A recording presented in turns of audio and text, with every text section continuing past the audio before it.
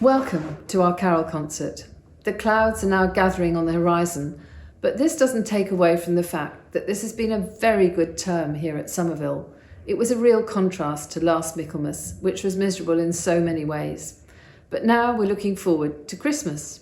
We are the lucky ones. We have so much to celebrate and be thankful for, not least friendship, family, and our vibrant community.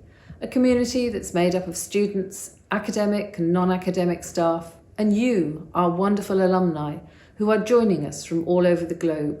Alumni who helped to sustain us throughout the pandemic. As many of you will know, over the entrance to our chapel, there's an inscription which reads, "A house of prayer for all peoples." Our chapel, like our college, is inclusive. It's in our DNA. We strive to ensure that people of all faiths and none, people of every background, culture and country feel welcome. That's one reason why we are a college of sanctuary, continuing our long tradition of providing sanctuary to those fleeing from persecution and giving them opportunities to fulfill their potential in safety.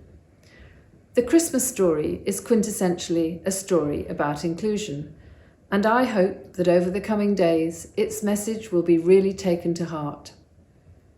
At Christmas, we talk about peace and goodwill.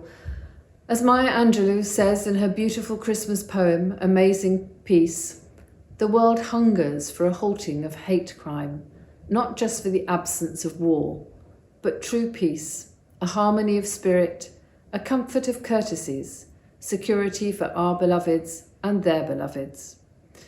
Let's hope that our fellow citizens in this country and throughout the world experience some of that true peace, both this Christmas and over what may be a difficult winter. But for now, let us savour this evening together with glorious music and beautiful words. Let's enjoy.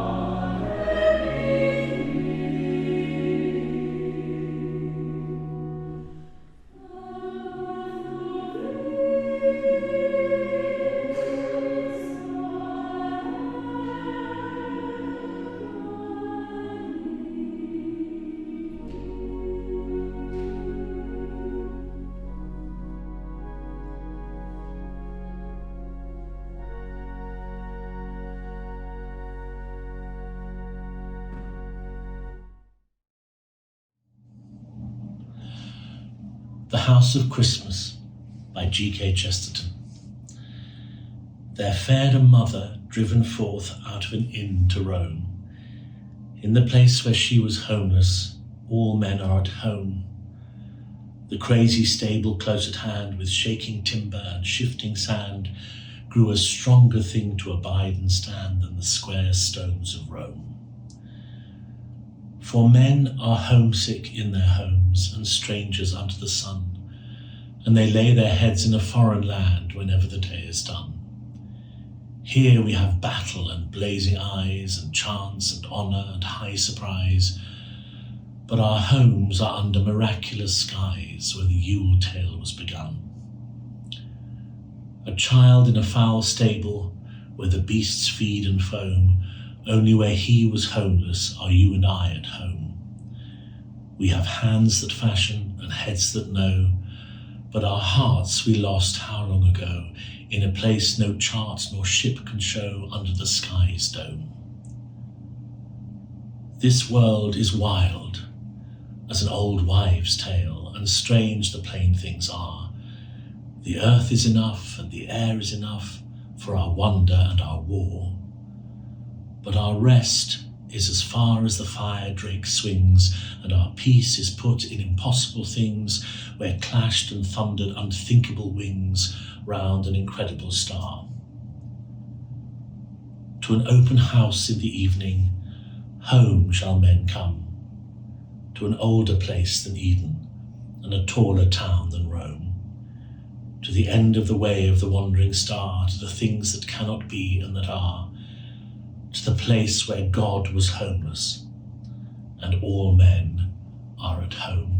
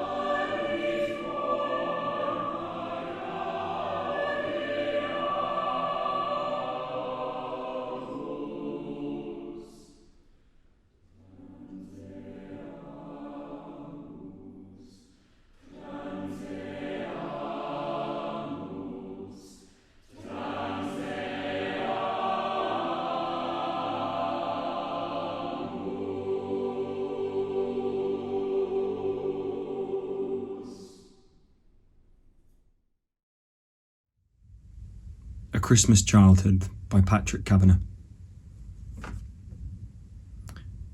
One side of the potato pits was white with frost.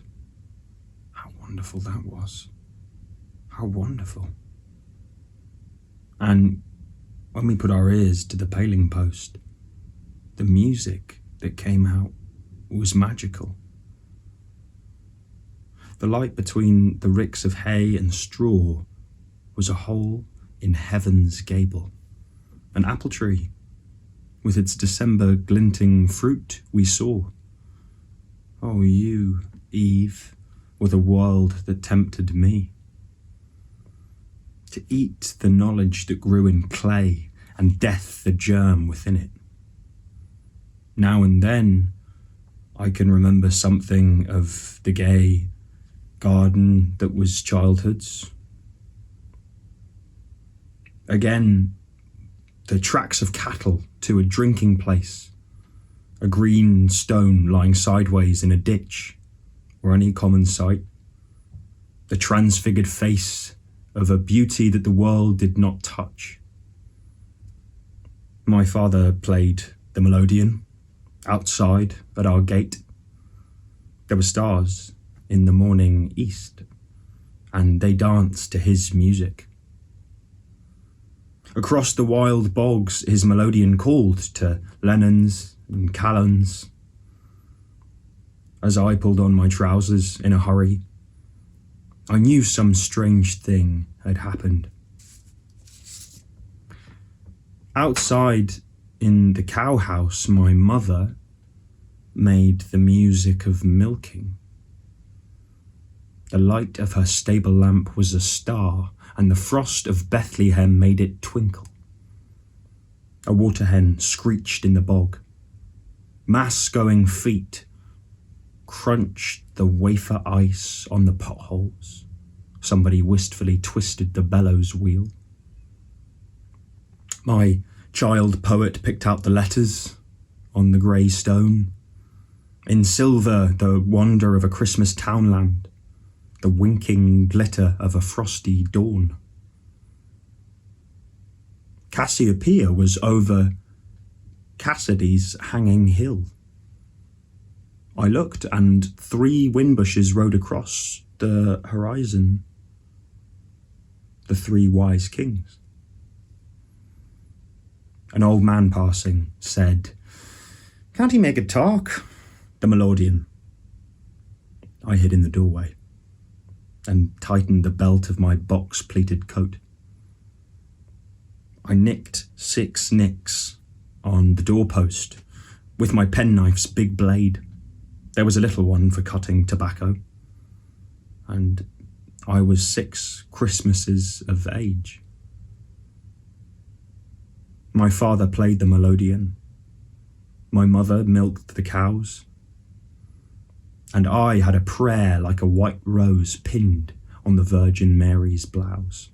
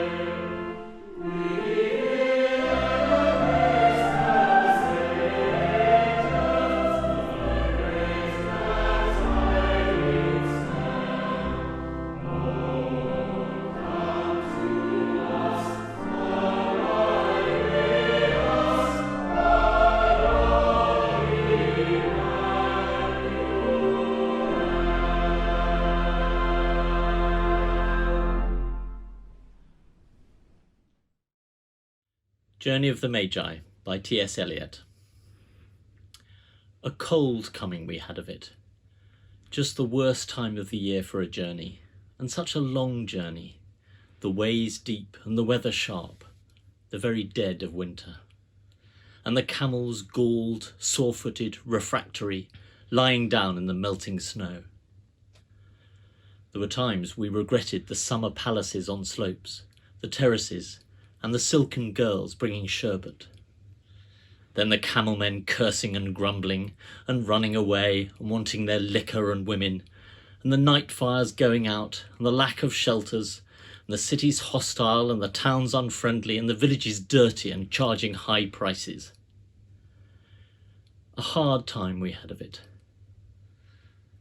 At the end, we preferred to travel all night, sleeping in snatches, with the voices singing in our ears saying that this was all folly.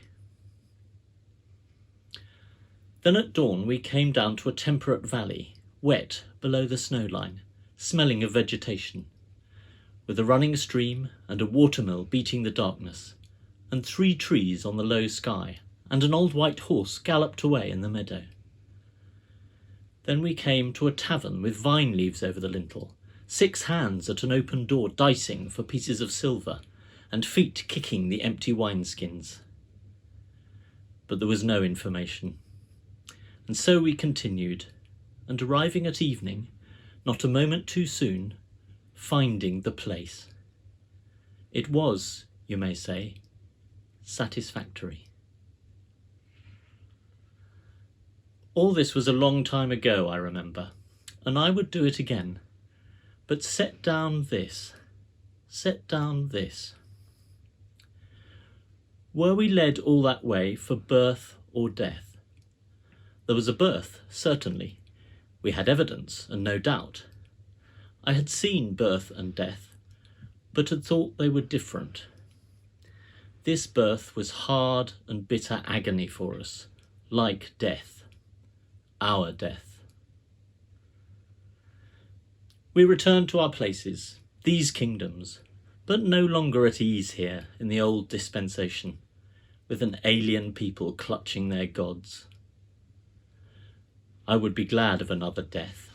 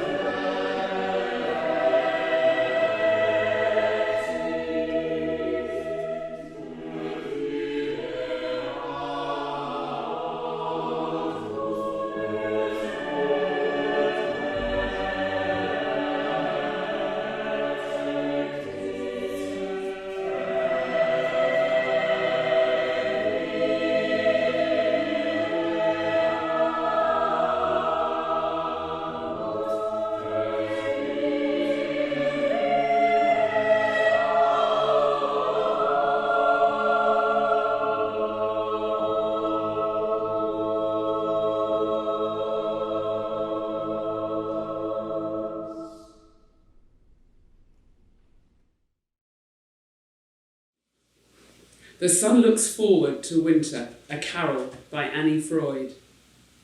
Another hazy afternoon in Bath, jugglers in the square in yellow tights and yellow leaves, pasted everywhere. A massive raspberry balloon I hang over the town and fall into a hissing sea of flame. And then I stop and call your name. Come, faithful winter, come cold. Cover my face and let me sleep on a low forgotten shelf. Take your turn around the town. Chill the air and crack the pipe. Lift each collar round each face.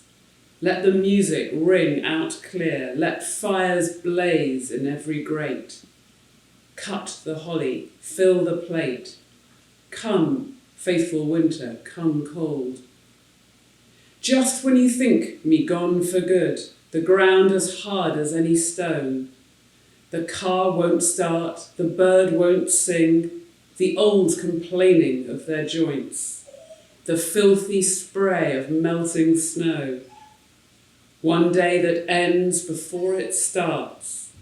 Such a shaft of light I'll throw. And until that glorious hour, come, faithful winter, come cold.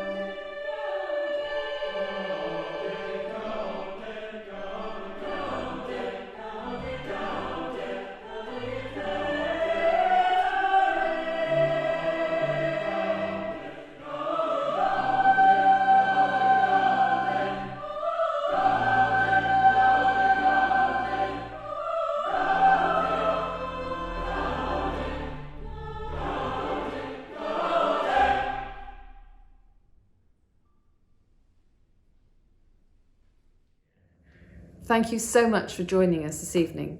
I hope that you have a very happy Christmas and a peaceful New Year. Good night.